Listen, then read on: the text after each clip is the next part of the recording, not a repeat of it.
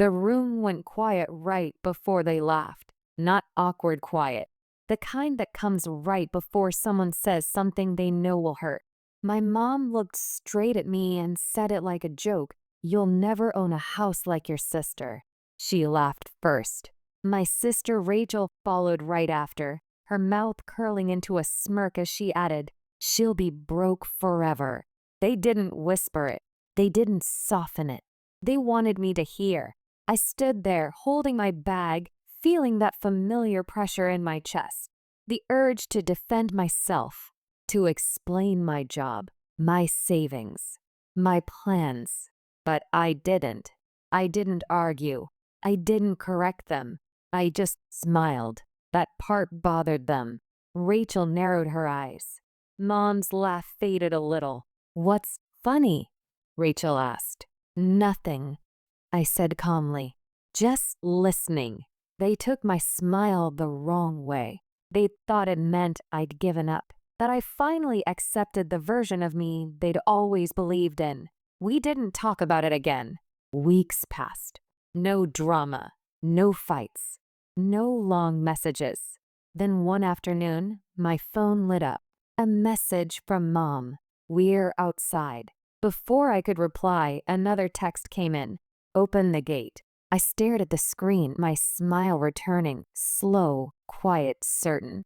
Then I typed 4 words. "Get off my property." I didn't explain.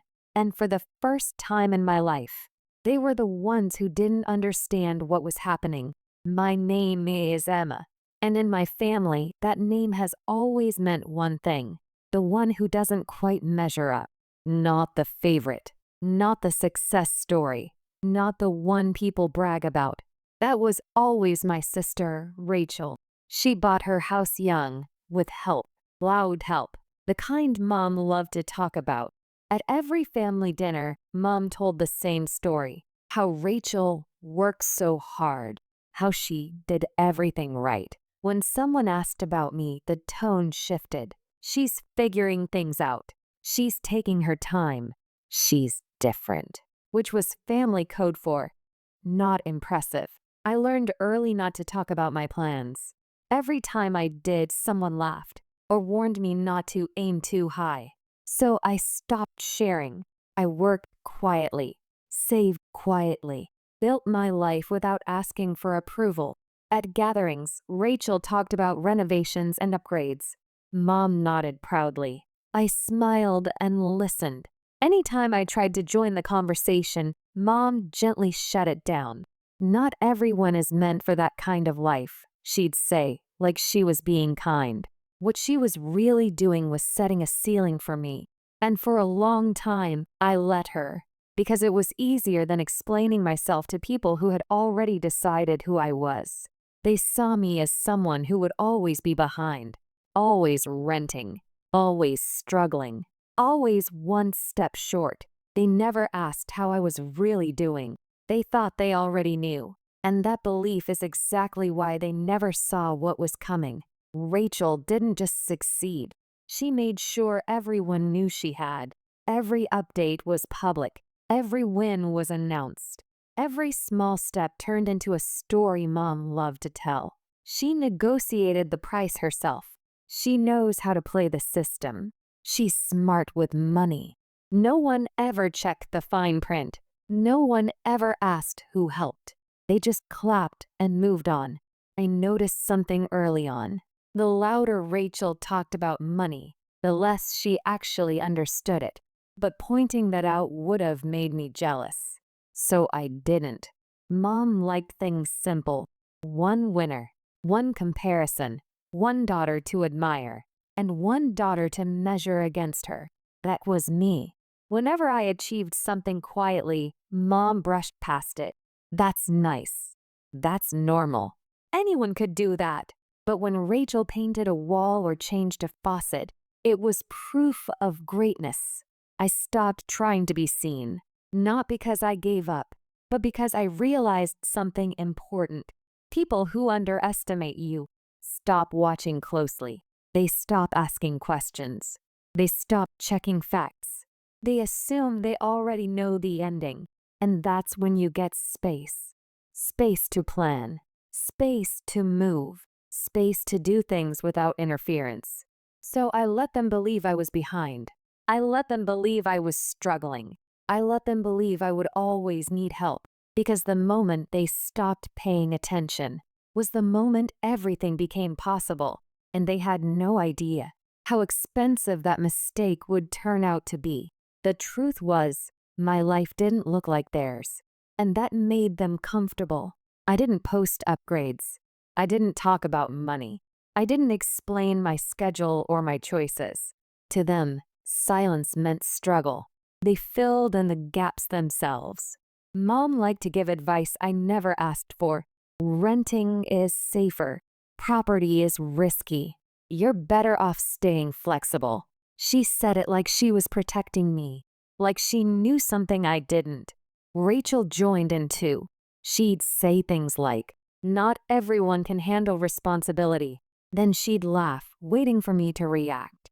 I never did, because reacting would have meant defending myself. And defending myself would have meant giving away information. So I let them think I was drifting, let them believe I was behind. Meanwhile, my days were full in ways they never saw. Early mornings, late nights, decisions made without applause.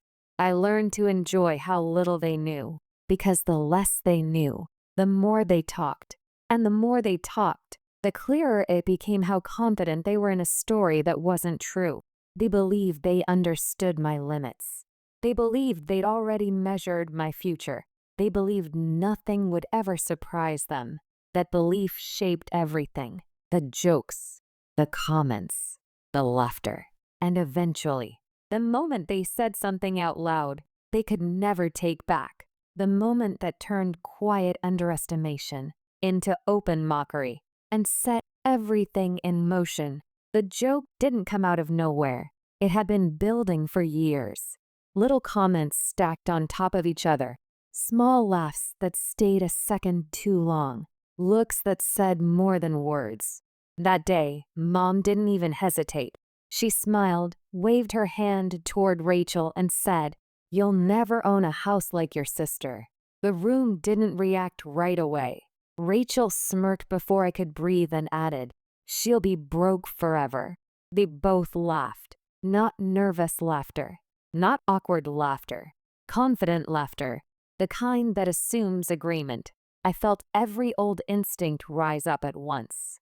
The need to explain, to defend myself, to correct them.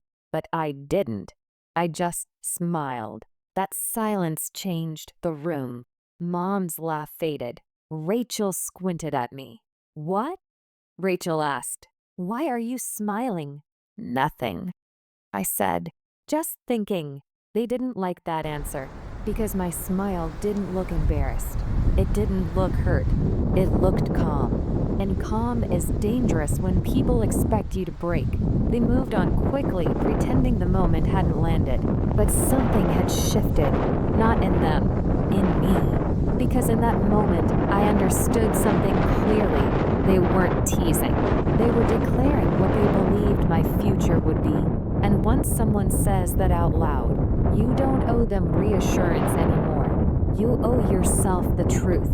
And I decided then I wouldn't correct them. I wouldn't warn them. I would let time do what words never could. And time, as it turns out, was already working in my favor. After that day, nothing changed on the surface.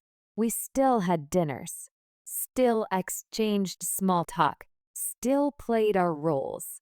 But underneath, everything was different. They watched me closely for a while, waiting for a reaction, waiting for anger, waiting for proof they'd hit a nerve. I gave them none.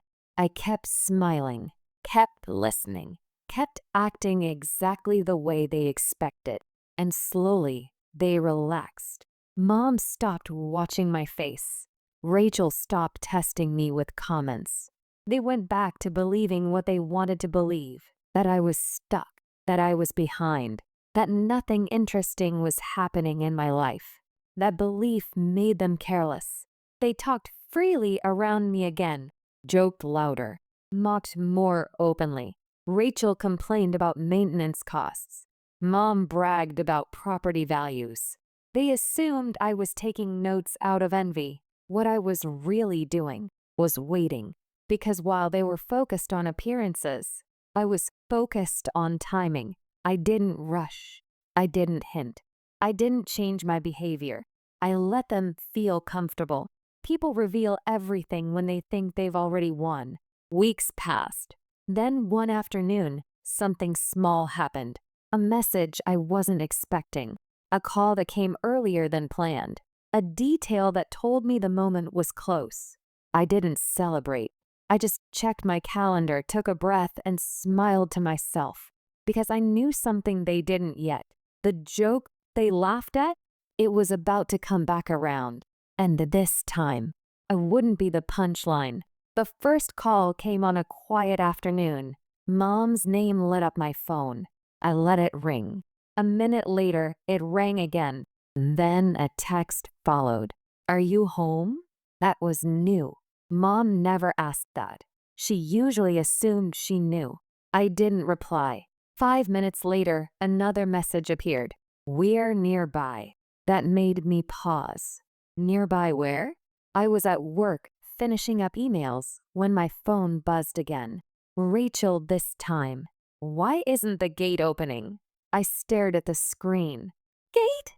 I read the message twice to be sure. Then Mom's name popped up again.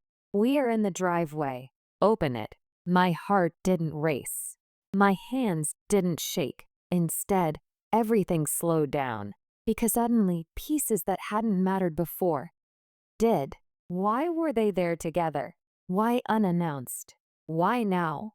I didn't answer right away. I looked at the time. I looked at my calendar. I checked one thing just to be sure. Then I leaned back in my chair and smiled. Not because I was excited, because I was ready. I typed slowly, carefully, making sure every word was exactly right. 4 words. Nothing extra. Nothing emotional. Just the truth they weren't prepared to hear. I hit send and waited because I knew the moment that message landed, everything they thought they understood was about to collapse. The reply came fast. Too fast.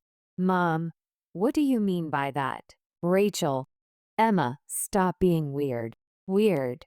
That was their favorite word when something didn't make sense to them. I didn't respond right away. I pictured them instead, standing there, confused, looking at a gate that wouldn't open, a driveway that didn't belong to them. Mom called again. I let it ring. Then another message appeared. "We're serious. Open the gate." I typed one more sentence. Short, clear, impossible to misunderstand. "This isn't your house." The chat went quiet. No typing bubbles. No instant replies. Just silence. Then Rachel sent. "What are you talking about?" Mom followed with, "This isn't funny." Funny. That word again. I didn't argue. I didn't explain. I sent one final message. "The address is under my name. Please leave." That's when the calls started coming back to back. Missed call. Missed call. Missed call. I imagined the moment it clicked. The gate still closed. The car still stuck outside. The realization starting to form. For the first time, they weren't laughing. They were checking things, looking things up, asking questions they should have asked years ago. I didn't pick up because some truths don't need explaining. They just need time to sink in. And I knew that somewhere in that driveway, my mom and my sister were standing very still, finally understanding that the joke they made was never about me being behind. It was about them being wrong. They didn't leave right away. I know that because my phone kept buzzing. Missed calls. Voicemails I didn't listen to. Messages that started sharp and slowly turned shaky. "Mom, Emma, this isn't funny." Mom again. "Call me right now." "Rachel, you're lying." "Rachel, open the gate. Now." Then, finally, a different tone. "Mom, We need to talk. That one almost made me laugh. Talk. They never wanted to talk before. Not when they laughed. Not when they decided my future for me. Not when they told me who I'd never be. Now they wanted a conversation. I didn't respond. I pictured them standing there longer than they expected, looking around, checking the address again, realizing no one was coming to rescue them. At some point, the call stopped. No goodbye message. No apology. Just silence. That silence felt different. Not peaceful. Not angry. Unstable. Because silence means thinking, and thinking leads to questions. Questions like, when did this happen? How long has she been hiding this? What else don't we know? They left the driveway eventually. I know because the notifications stopped. Because the tension in my chest finally eased. I didn't feel proud. I didn't feel guilty. I felt finished. Finished explaining. Finished shrinking. Finished carrying a version of myself that wasn't true. They laughed at what they thought was my future, but standing there, locked out of what they assumed was theirs. They finally faced something worse than being wrong. They faced being irrelevant to my life. They didn't call the next day, or the day after that. When they finally did, it wasn't to laugh. It wasn't to mock. It was to ask questions they'd never bothered to ask before. How did this happen? Why didn't you tell us? When were you going to say something? I didn't answer any of them. Not because I was angry, because I finally understood something important. People who only notice you when you surprise them were never really seeing you in the first place. I didn't buy the house to prove anything. I didn't hide it to make a point. I built my life quietly because I had to, because no one was cheering, because no one believed I could. And in that silence, I learned how strong I actually was.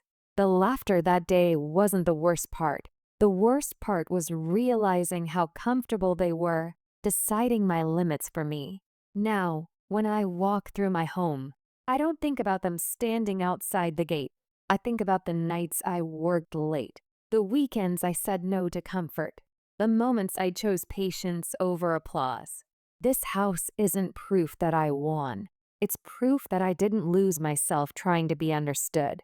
They laughed and thought they knew my ending. But the truth is, they were never part of the story that mattered most. And that's something I finally learned to keep.